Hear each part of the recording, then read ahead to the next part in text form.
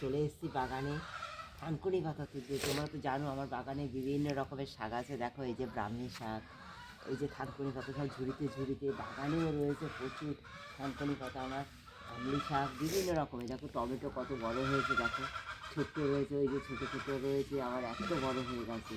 ফুল রয়েছে বিভিন্ন রকম। ফুল বাগানের মধ্যেই সব কিছু, সর্ষে গাছ রয়েছে, সর্ষে পাতা তুলে খাই, তোমরা দেখেছো। এখন আমি এই যে থানকুনি পাতা তুলছি বাগান থেকে। দেখো খানিকটা থানকুনি পাতা তুলে নিয়ে যাব, এই দিয়ে হবে দারুণ একটা রান্না। সঙ্গে থাকো, কেউ ভিডিওটা স্কিপ করে দেখো না। আমার গলার অবস্থা খুব খারাপ, একটু তোমরা আমার সঙ্গে সহযোগিতা করো। পাশে মুরগি ডাকছে, মুরগি ডাকার আওয়াজ শুনতে পাচ্ছ তোমরা। হ্যাঁ, তোমরা কোনো কিছু মনে করো না বন্ধুরা, স্কিপ করে কেউ চলে যাও না বন্ধুরা, ভিডিওটা পুরো দেখো, আশা করি তোমাদের খুব ভালো লাগবে। দেখো বন্ধুরা, তোমরা কিন্তু অনেকেই জানো না থানকুনি পাতা কীভাবে পরিষ্কার করতে হয়, থানকুনি পাতার কোথায় নোংরা থাকে আর পোকা থাকে। থানকুনি পাতার ঠিক দেখো এই দিকে পোকা থাকে না, সব সময় এই দিকটা পোকা থাকে, উল্টো দিকে দেখবে সবসময় পোকা থাকে। দেখো আমার কিন্তু নেই। হুম, এখন না, এই সময় হয় না, কখনো কখনো এই সময় হয়, কিন্তু তোমরা সবসময় এই দিকটা চেক করবে, এই উল্টো দিকটা সবসময় এই চেক করে করে তোমরা এইভাবে রান্না করবে, কারণ পোকা সবসময় বাসা করে এর উল্টো দিকে। আমি এইভাবে সমস্ত থানকুনি পাতাগুলো চেক করে নিচ্ছি। হ্যাঁ, সেখানে যদি পোকা থেকে যায় তাহলে তো আর সেটা একদম অস্বাস্থ্যকর তৈরি হয়ে যাবে। তাই এইভাবে আমি চেক করে এটা রান্না করব। এই রান্না করার জন্য দেখো একটা কাঁচা লঙ্কা নিয়েছি, টমেটো দানা ফেলে এইভাবে কুচিয়ে নিয়েছি, আলু নিয়েছি একটা, আর মাছ দেখো এইভাবে ভেজে নিয়েছি হালকা করে, খুব বেশি ভাজেনি, কড়া করে। আদা বাটা, হ্যাঁ, আর দেবো জিরা বাটা। হ্যাঁ, এই জিরে বাটার ঝোল হবে, থানকুনি পাতার জিরে বাটার ঝোল।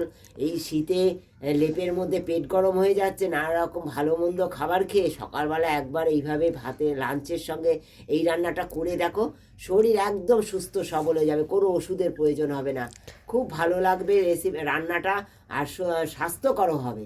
একবার এইভাবে খেয়ে দেখো। দেখো আমি মাছটা তো তোমরা দেখলে ভেজে নিয়েছি,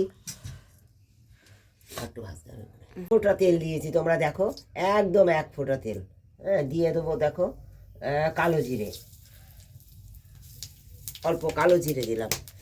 আর দিয়ে দেবো দেখো, প্রথমেই দিয়ে দেবো আমি একটু পরিমাণ মতো নুন আর হলুদ। এই নুন দিয়ে দিলাম। দিয়ে দেবো দেখো এই যে কেটে রেখেছি যে আলুটা, সেই আলুটা দিয়ে দেবো। তারপরে দিয়ে দেবো আদা বাটা, এই যে অল্প একটু আদা বাটা দিয়ে দেবো। খেয়ে দেখো এইভাবে বন্ধুরা, সবাইকে অনুরোধ করলাম। দিয়ে দেবো এই যে কাঁচা লঙ্কা একটা, টমেটো।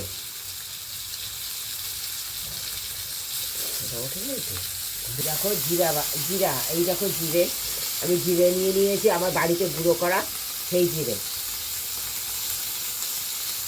এই জিরাটাই বেশি দিলাম। হ্যাঁ, কারণ এটা জিরে বাটার ঝোল। হ্যাঁ, থানকুনি পাতার জিরে বাটার ঝোল এইভাবে খেয়ে দেখো, যেমনি সুস্বাদু হয় তেমনি স্বাস্থ্যকর হয়। হলুদ দিলাম, অল্প হলুদ, যেহেতু আমি তেল কম দিয়েছি তাই একদম অল্প হলুদ দিলাম। হ্যাঁ,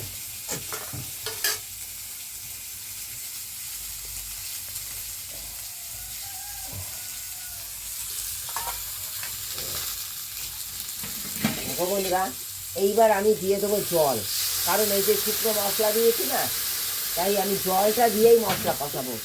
হ্যাঁ, আমি তেলে মশলা কষাবো না, জলে মশলা কষাবো। হ্যাঁ, এইভাবে জলে মশলা কষিয়ে রান্না করে খেয়ে দেখো কতটা সুস্বাদু হয়। দেখো এই জলের মধ্যে দিয়ে আমি এটা মশলাটা কষাবো।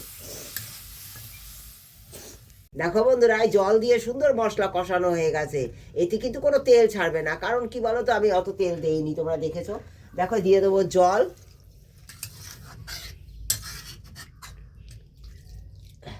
রান্নাটা একবার এইভাবে খেয়ে দেখো। দেখো দিয়ে দেবো থানকুনি পাতাগুলো বন্ধুরা, মাছগুলো দিয়ে দেবো, দিয়ে আমি সুন্দর ফুটিয়ে নেবো। একটু বেশি সময় জাল দিতে হবে। হ্যাঁ, কারণ থানকুনি পাতাগুলো জাল হবে, মাছগুলো জাল হবে, তাই 2 মিনিট 3 মিনিট এটা ফুটিয়ে নেবো। যেহেতু স্বাস্থ্যকর রেসিপি একটা, তাই এটা একটু বেশি সময় ফুটাতে হবে, ভালো লাগবে তাহলে খেতে, খুব সুন্দর স্বাদ হবে তাতে। সুন্দর দেখো আমার তরকারি সমস্ত কিছু, আলু গলে গেছে, মাছগুলো সিদ্ধ হয়ে গেছে, এবার আমি এটা নামিয়ে দেবো। হ্যাঁ, তোমার কালারটা হয়তো ওরকম দেখছো, কিন্তু শাক দিয়েছি তো, শাকের জন্য কালারটা এরকম হয়েছে। তোমরা একবার তোমরা লঙ্কার গুঁড়ো দিয়ে খেতে পারো, কিন্তু সেটা হেলদি হবে না, তাই ওটা আনহেলদি তৈরি হবে। তাই আমি কাঁচা লঙ্কা দিয়ে ওইভাবে তৈরি করে খেয়েছি। কেমন লেগেছে রেসিপিটা একটা কমেন্ট দিয়ে জানিও, ভালোবাসা দিয়ে। যারা পুরো ভিডিওটা দেখেছো তাদেরকে অনেক ধন্যবাদ, অনেক ভালোবাসা আমার তরফ থেকে।